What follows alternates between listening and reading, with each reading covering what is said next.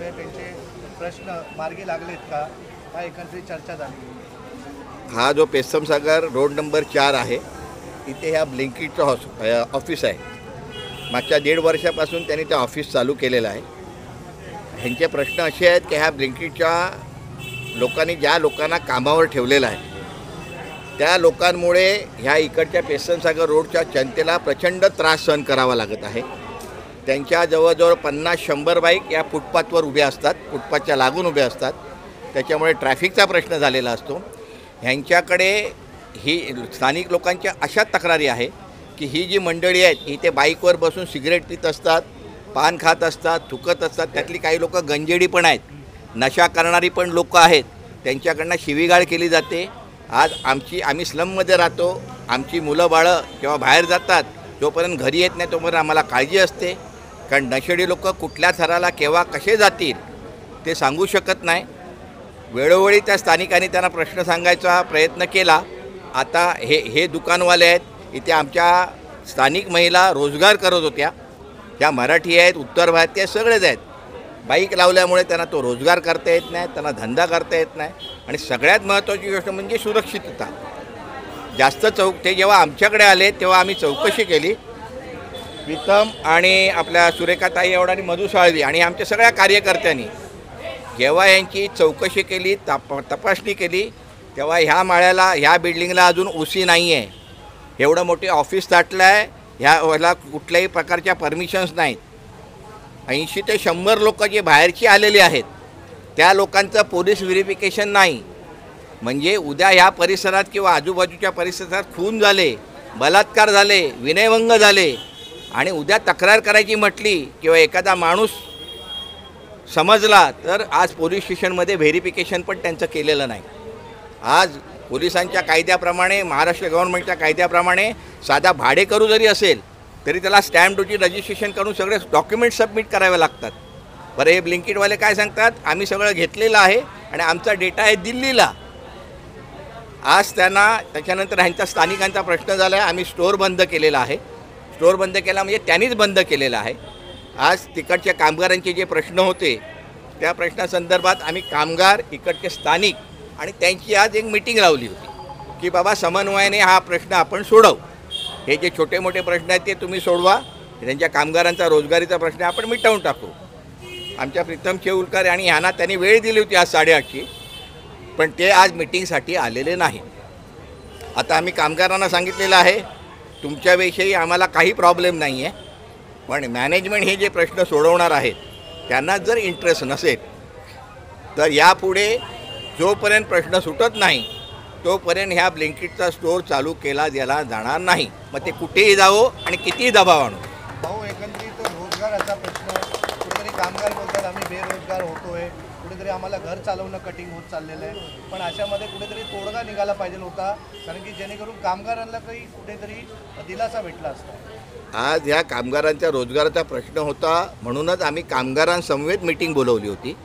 कामगारांना आम्ही काय प्रश्न आहेत, आमचे कसे प्रश्न आहेत, कशा पद्धतीने सोडवले पाहिजेत ह्या पद्धतीचं आम्ही मार्गदर्शन केलं. आणि आम्ही मांडलेली जी भूमिका आहे ही भूमिका सर्व कामगारांना आता पटलेली आहे.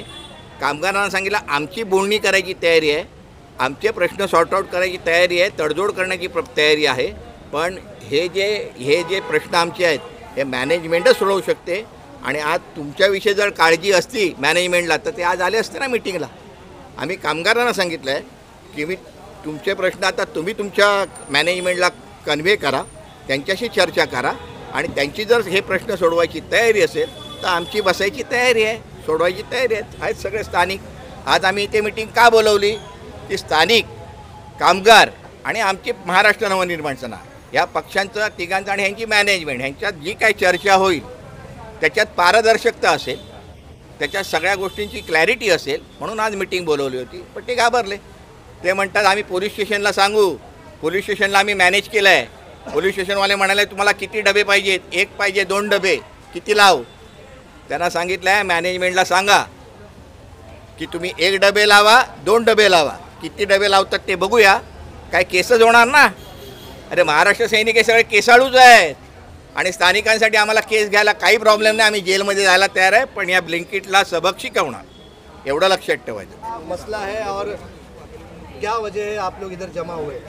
एक्चुअली पिछले एक हफ्ते से हमारा ब्लिंकिट का स्टोर बंद है और जैसे कि अभी मनसे के पदाधिकारी भी यहाँ पे आए हैं, उनका ये कहना है कि यहाँ पे कुछ दिक्कतें हो रही है स्थानिक लोगों के, राइडर लोग की वजह से। लेकिन हम लोग का भी अभी उसमें एक है कि 7 दिन से हम लोग का भी घर नहीं चल रहा है। अभी हम लोग के यहाँ पे जिसने EMI लिया गाड़ी का, उसका EMI भरना बाकी है। तो हमारी यही मांगनी है कि सरकार से कि हम जल्द से जल्द हमारा ब्लिंकिट का स्टोर चालू करें और हमारे जो बंदे हैं वो बंदे लोग का सबका EMI वगैरह भरने का डेट आया हुआ है। तो मनसे वालों से भी हमारा यही कहना है कि आप भी हमको कोऑपरेट करें और ब्लिंकिट वाले भी कोऑपरेट करें। और बीच में आप ही लोग के कर्मचारी गए थे जी। कि हमें इंसाफ चाहिए। जी जी अभी फिर उनका क्या कहना है? बात हुई क्या, चर्चा हुई?